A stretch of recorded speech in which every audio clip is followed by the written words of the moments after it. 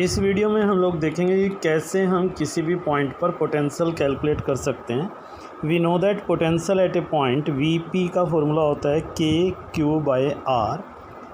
Potential किसी भी point पर नेचर ऑफ द चार्ज पर भी डिपेंड करता है और डिस्टेंस पर भी डिपेंड करता है।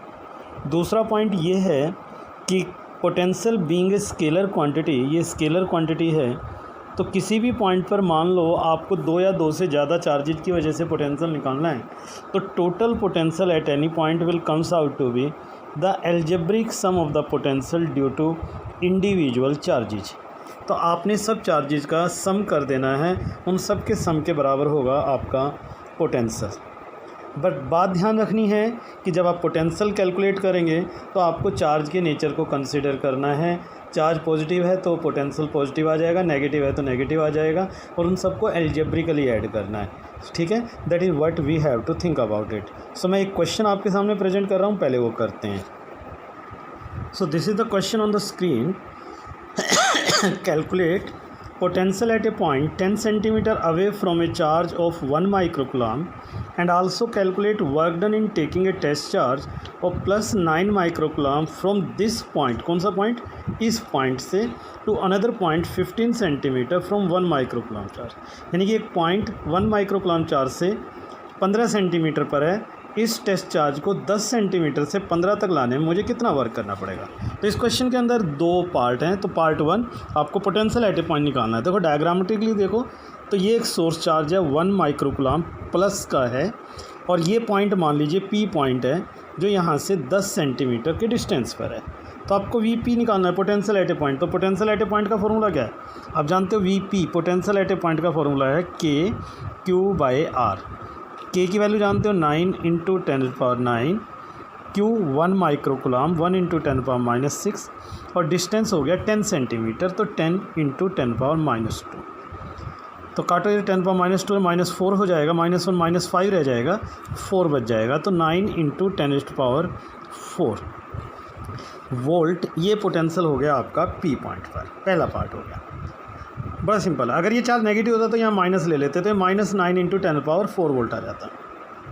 अब सेकंड पार्ट है कि आपको एक चार्ज को इस पॉइंट P से, दूसरा पॉइंट है Q जो यहाँ से 15 सेंटीमीटर के डिस्टेंस पर है, यहाँ तक लेकर जाना है, तो कितना वर्क करना पड़ेगा।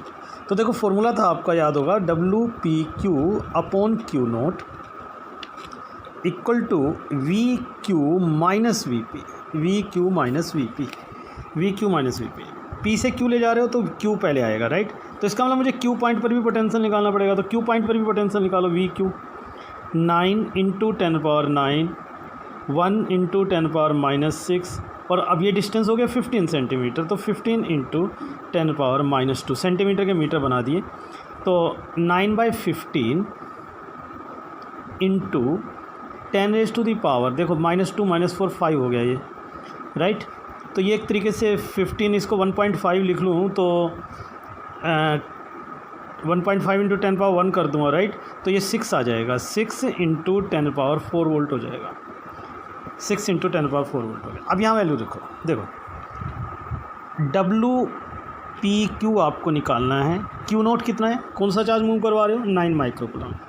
तो टेस्ट चार्ज जो होगा वो होगा वो चार्ज जो मूव करवा रहे हो, 9 इंटू 10⁻⁻6 इक्वल टू VQ की वैल्यू अभी आपने निकाली 6 इंटू 10⁻4 माइनस VP की वैल्यू 9 इंटू 10⁻4। तो आंसर आ गया WPQ equal to -3 into 10⁻4 into 9 into 10⁻⁻6, तो -27 इंटू 10⁻⁻2 जूल। ये आपका आंसर आ गया। इतना वर्क आपको करना पड़ेगा इस चार्ज को एक पॉइंट से दूसरे पॉइंट तक ले जाने के लिए। दैट इज़ आवर क्वेश्चन कि किसी पॉइंट पर आपको पोटेंशियल निकालना हो। नाउ नेक्स्ट क्वेश्चन, मान लो अब आपको 2 चार्जेज या 3 चार्जेज की वजह से पोटेंशियल निकालना है। ये हमारा क्वेश्चन है। मान लीजिए आपके पास एक स्केयर है, राइट। इस स्केयर की साइड है 10 सेंटीमीटर, और आपको इसके सेंटर पे पोटेंशियल निकालना है, इस पॉइंट P पर पोटेंशियल निकालना है। यहाँ चार्ज रखा हुआ है +10 माइक्रोकुलम्ब, यहाँ चार्ज रखा हुआ है -2 माइक्रोकुलम्ब, यहाँ चार्ज रखा हुआ है -3 माइक्रोकुलम्ब, और यहाँ चार्ज रखा हुआ है 4 माइक्रोकुलम्ब। इन चारों चार्जेस की वजह से पी पॉइंट पर पोटेंशियल निकालना है। स्क्वायर है, साइड 10 सेंटीमीटर है, तो मैं इनकी नेमिंग भी कर लेता हूँ। ये पॉइंट ए मान लेते हैं, ये बी पॉइंट है, ये सी पॉइंट और ये डी पॉइंट। थियरी है कि पी पॉइंट पर कितने पोटेंशियल काम करेंगे। So the answer comes out to be, P point पर आपके पोटेंशियल काम करेंगे उस पॉइंट को छोड़कर जितने चार्ज अवेलेबल हैं। पी को छोड़कर कितने चार्ज अवेलेबल हैं, तो 4, 1 2 3 4, तो पी पॉइंट पर 4 पोटेंशियल काम करेंगे, ए की वजह से, बी की वजह से, सी की वजह से और डी की वजह से। तो V P equal to V P A plus V P B plus V P C plus V P D, इन चारों की वजह से यहाँ पर पोटेंशियल काम करेंगे। तो चलिए V P A, V P B, V P C और वी पी डी निकालते हैं। तो आप ये डिस्टेंस देखो, पी पर जब ए की वजह से निकालोगे तो ए पी डिस्टेंस चाहिएगा, पी पर बी की वजह से निकालोगे तो पी बी डिस्टेंस, ऐसे ही पी सी और पी डी भी चाहिएंगे, और ये चारों डिस्टेंस बराबर होंगे। अगर आप इनको पाइथागोरस थ्योरम लगाते हो, P A equal to P B equal to P C equal to P D, तो ये जो डिस्टेंस है ना, ये वाला ए सी डिस्टेंस, ये 10√2 आएगा, तो ये उसका आधा हो जाएगा, यानी कि 5√2 हो जाएगा। पाइथागोरस थ्योरम लगाकर आप इसे कैलकुलेट करके देख लीजिएगा, 5√2 सेंटीमीटर। ये तीनों चारों डिस्टेंस आ गए। अब इन चारों की वजह से पोटेंशियल निकालते हैं। पहले मैं पी पर ए की वजह से निकाल रहा हूँ, तो वी पी ए फॉर्मूला बन गया Q/R।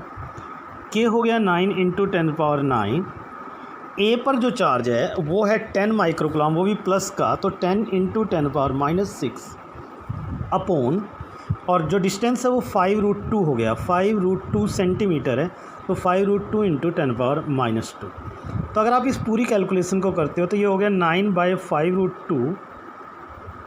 आंसर यहाँ देखो 10⁻10 हो गया, 10⁻4 हो गया, -4 हो गया, और ये 10, तो 10⁻6 बच गया, 10⁻6 वोल्ट।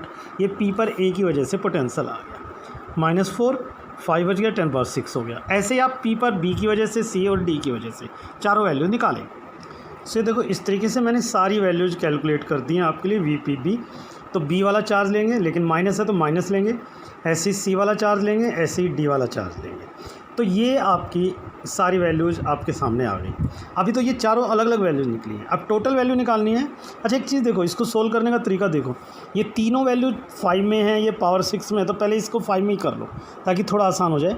90/5√2 × 10⁵ कर लिया मैंने इसे, थोड़ा कैलकुलेशन आसान हो जाता है ऐसा करने से। सभी मैथमेटिकल पावर एक जैसी हो तो उसको सोल्व करना ज़्यादा आसान हो जाता है, वोल्ट। तो सभी को ऐड करो, सो V इक्वल टू इन चारों का सम हो जाएगा। सो इन चारों का सम लिख दिया। मैं चारों की ये वैल्यू रख रहा हूँ, देखो इसमें 10⁵/5√2 सब में आ रहा है, तो मैं इनको कॉमन ले रहा हूँ, बाकी वैल्यूज़ अंदर रख रहे हैं। सो ये सारी वैल्यूज़ मैंने रख दी है। 10⁵/5√2 कॉमन आ गया, पहले में 90 बचा, दूसरे में -18, तीसरे में -27, इसमें 36। इस तरीके से आप इन सबको ऐड करके देखिए क्या आंसर आता है। सो इसको सोल्व करने के बाद जब आप इस मैथ को सोल्व करोगे तो आंसर आएगा 81/5√2। देखो ये माइनस के 45 है, प्लस के 36 हो गए, तो माइनस के 9 बच गए, 9 में से -9 गए, 90 में से 9 गया, तो 81 बच गया। तो ये आपका आंसर आएगा। इस तरीके से आप किसी भी पॉइंट पर टोटल पोटेंशियल कैलकुलेट कर सकते हो। नाउ आवर डेरिवेशन इज, अब 2 डेरिवेशन है आपके पास। Number 1, electric potential at any point due to a dipole. एक इलेक्ट्रिक डाइपोल की वजह से पोटेंशियल निकालते हैं। Electric potential at any point,